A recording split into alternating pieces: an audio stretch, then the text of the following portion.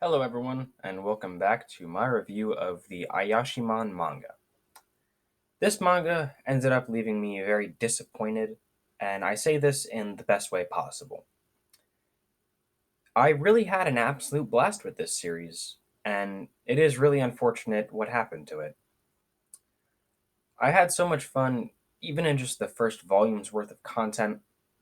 This manga just works on so many levels for me. The protagonist feels like a fun spin on us, the manga readers, as well as being very similar to a character like Saitama. Both are incredibly strong in their own world. However, Saitama is still searching for that grand fight, while our protagonist Maruo is given the opportunity to figuratively go into another world where he can battle challenging opponents and grow. The deuteragonist Aurora is a Yakuza boss, and she actually has a lot of character. She's funny, strong, has a goal, and a tragic past. Maruo's goals are given opportunity by her, and the more he reaches his, the further hers progress. As a result, I really enjoyed the dynamic, especially when you throw Ten or Cotton into the mix. And really, overall, I just had a great time with this cast. This series doesn't have the best ending, and I'm sure a lot of unanswered questions would have been explored, but it was just cut too soon and never really given the ability to reach its full potential. I try not to fault it for that. The ending, and especially the final few chapters, left me wanting more. I consider that to be a good thing because what we have here is some really great stuff. I really did enjoy the hotel fight at the end, though, and I think that we did somewhat get a good showing from the protagonist and the antagonist, technically. I would recommend this series, as I hope that maybe some of you can have as much fun with it as I did. Just don't expect everything to be answered. Don't expect everything to be resolved neatly. As I said, it's a very rushed ending, and had it been given the time to grow, I think that this actually would have been a fantastic manga. I do know this series was done by the author of Hell's Paradise, of which I've been watching the anime recently. That is going to be it for this spoiler free review. If you're interested in hearing my more in depth thoughts, please stay. If not, thank you for watching this part. So I want to give my thoughts in a mostly chronological order. Chapter 1 was just pure gold to me. I couldn't ask for a better start to this story. Maruo is a super fun character, and seeing him lift up the car with that demonic grin is just so amazing. He finds a sense of purpose through Urara. Urara herself was a very mysterious individual, but seemed more good natured in her intentions with Maruo as opposed to a dynamic like Makima and Denji. The world was very interesting with Yakuza and the Ayashimon themselves having such creative designs. Not to mention, I really enjoyed the Sakazuki Cup scene, and I thought this was a great way to bring the two characters together. Kyo was interesting, and in the flashback later on with Cotton, I began to really like him. But it's unfortunate that we'll never learn the events concerning his death. I especially wanted to see more of his feelings regarding Urara. One aspect of this manga I thought was really well done was how it introduced masks and what they added to the Ayashimon battles. In general, I really liked the Ayashimon battles being in this one-on-one sort of matchup. Of the four main groups here, I had very mixed opinions when it came to each of them. The new Enma Syndicate was interesting, and I really enjoyed Dopo as an antagonist. The art room scene was incredible, and these guys were just super scary, and I was all here for it. But aside from Dopo, no one else really gets sufficient screen time, and as a result, I don't really care about anyone else. The Todoroki Alliance has to be the best one to me. This group, I was the one. This group was the one I was the most excited to see. Cotton is another fantastic character, and overall, the Todoroki Alliance really just feels like a family. Ayakashi Beastars was the least interesting, and in the end, only really felt like a plot device to further bolster the new Enma Syndicate. Corey Hotels was another interesting one to me, but I feel like they had a very lackluster showing, and I attribute this to the manga being wrapped up in a very rushed fashion. I think this group would have gotten a better showing had they been given more time. But overall, I did enjoy the battle between the Korea Hotel and the Todoroki Alliance, where they're trying to be discreet about their actions around humans. I really love the way Maruo fights. It's just so blatantly straightforward, and I really like the play on named attacks being so ridiculous or absurdly long, with Maruo's final attack being the ultimate final conquering destructo heavenly true phoenix punch. I just love it. 10 was a bit ridiculous in the beginning, but during the fight with the Todoroki Alliance, I began to appreciate the direction that his character was going.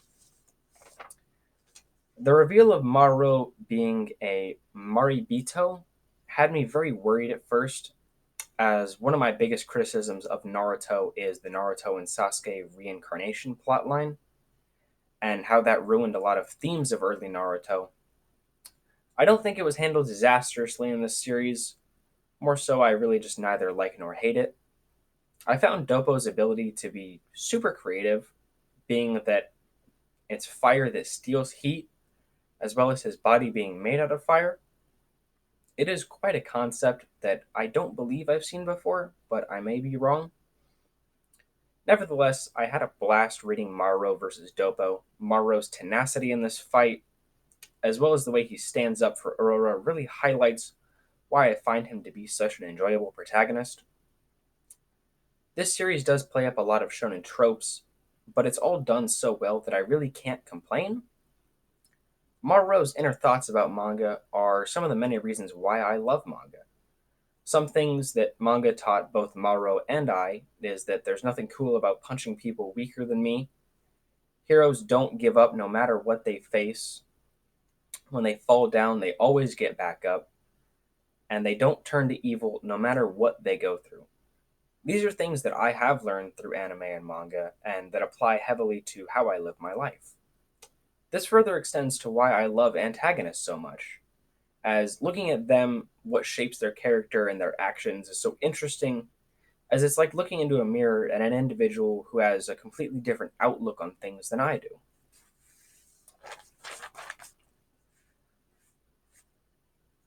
This scene was where Maruo really grew on me, and I began to vastly enjoy and understand his character more, although his character is quite a simple one.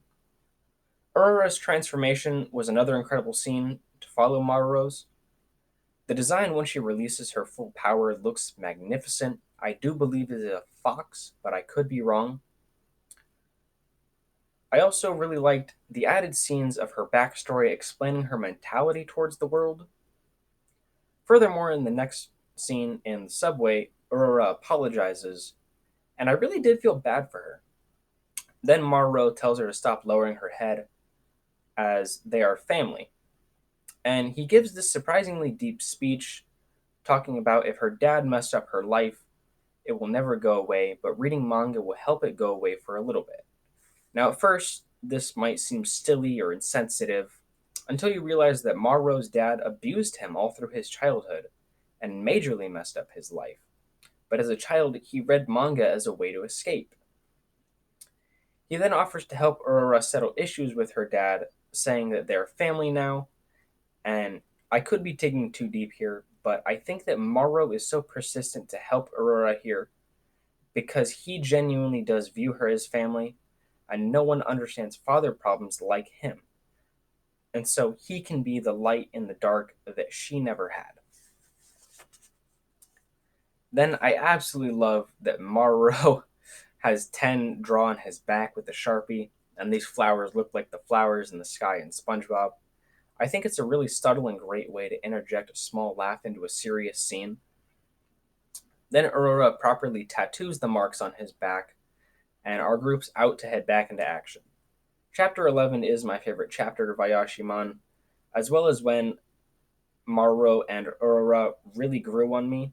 and I really did begin to like the relationship that the two share. I really like Katan and the Todoroki alliance as a whole. The fight between Waku and Ten was actually better than I was expecting it to be, and I really like both the characters coming out of this fight. Maro versus Cotton was fantastic, and it featured a lot of great art and choreography. I especially love the panel where they're both in the air in front of that skyscraper. This fight had a great ending as well, with Maro punching the wall since Cotton didn't run into it. Now, onto the training arc. I liked this, despite how short it was. The punching fire concept was neat, and the little Rocky montage was quite a lot of fun. Now we get the scene where Maro gets to be a hero. He runs into the burning building in order to save a baby, and he does this by punching the fire. I think this was a great way to have Maro save someone and complete his training arc at the same time. So, moving forward, seeing the Emma Syndicate take over Kabukicho was very interesting, and I'm surprised that it got as much exposure as it did, considering the rushed nature of the story at this point. Not that I'm really complaining.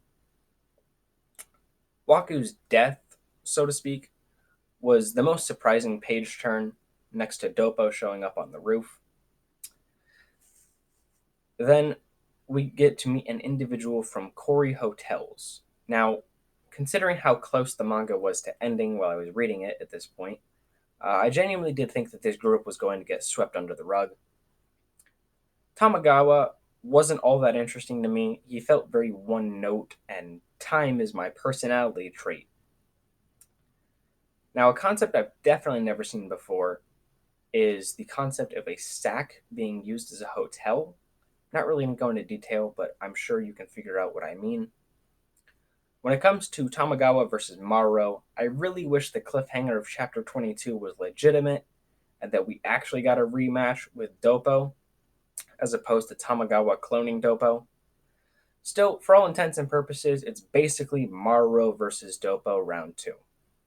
This fight was a spectacular finish, or at least the best that we could have asked for considering the circumstances.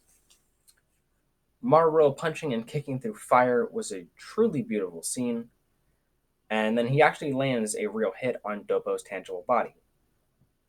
Then we get something I wanted, but I wasn't holding my breath for, and that is Dopo's mask. I am very happy that we got this, regardless of how we got it. I do think the mask is quite a fun and interesting concept, especially Dopo's. And I genuinely did think that we would end this manga with Maro dying.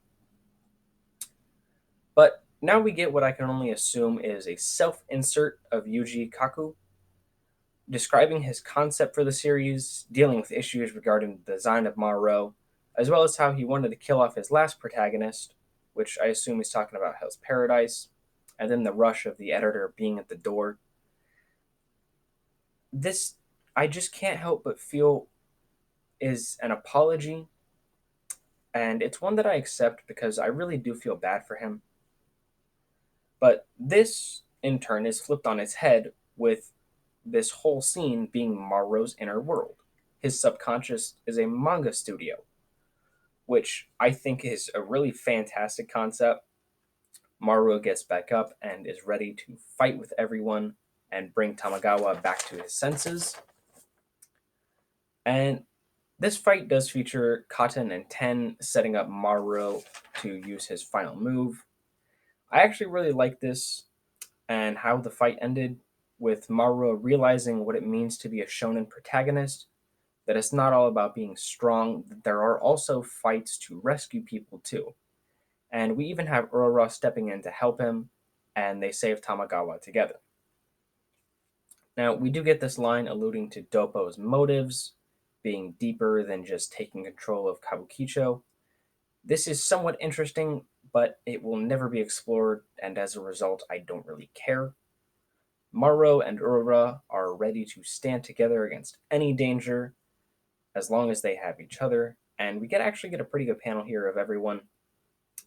We end this manga with Maro and Urara going up against Dopo. I would like to think Maro wins, but we don't know. and we never will. It is highly unfortunate, and I don't blame the author. I just wish that this series was given more time because I did truly enjoy it. I hope that if you've read it, you guys enjoyed the manga as much as I did. And that's going to be all for me today. Bye, guys.